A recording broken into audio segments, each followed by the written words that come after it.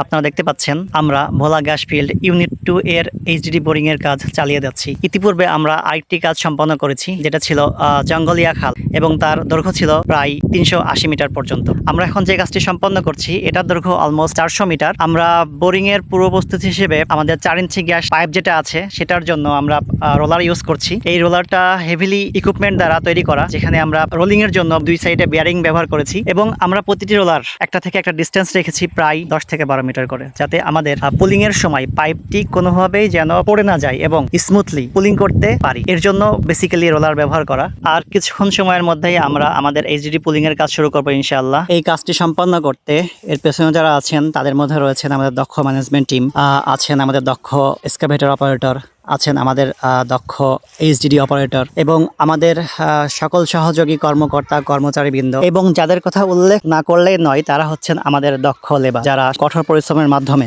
আমাদের কাজটাকে সম্পন্ন করতে সহায়তা করছেন। তো আমরা সকলের প্রতি কৃতজ্ঞ থাকবো এবং সকলের প্রতি কৃতজ্ঞতা বোধ জানাই আমাদের সফলতার স্বর্ণ শিখরে পৌঁছতে যাচ্ছি ইনশাআল্লাহ।